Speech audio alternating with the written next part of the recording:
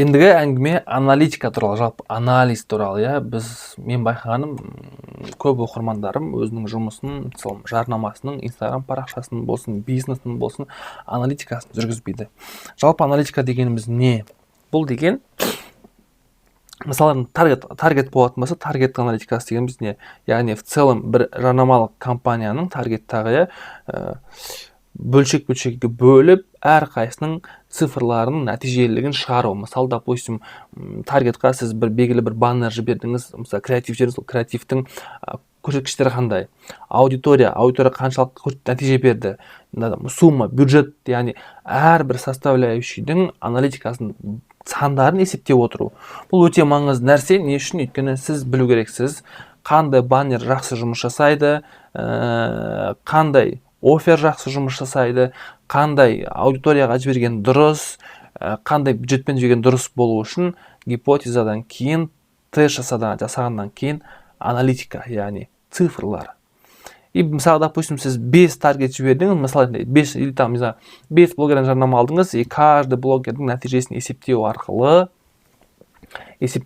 сіз қай блогердің жарнамасы қатты өтті, және ол блогердің аудиториясы қандай аудиторияға жарнама өтеді, яғни ол офер қандай офер жұмыс жасаған, одан маған қанша оқырман келді, қанша продажа болды, бәрін есептеп отырсаңыз, сіз в целом қай блогерден жарнама алуға болатынын, қандай аудиторияға қандай офер жұмыс жасайтынын уже алдын ала біліп отырасыз. Бұл өте маңызды.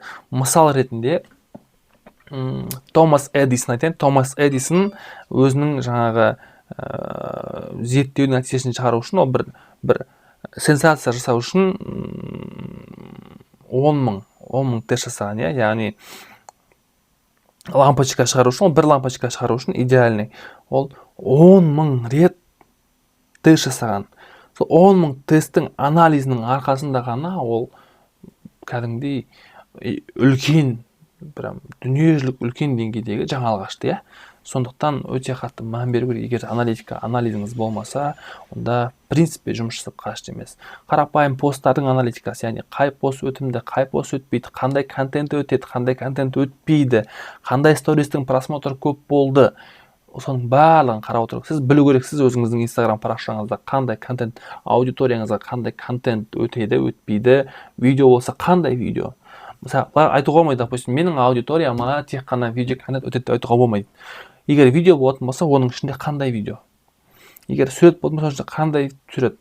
Мәтін болатын болса, қандай мәтін? Соның бәрін қадағалап қарау керек. Не үшін? Соның негізінде сіз келесі контентті өндіресіз.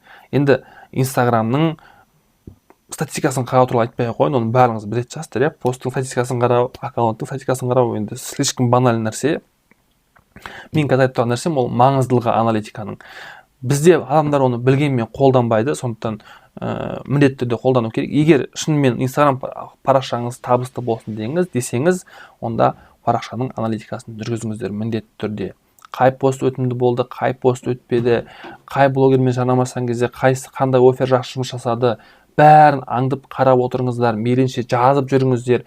Сол кезде сіздерде келесі жарнамалық компаниялар істейтін кезде қандай офер қолдану керек, қандай блогер таңдау керек, немесе қандай таргет жіберу керек, қандай аудитория, қандай бүйтіп жүріп, бәрі анализдер болады.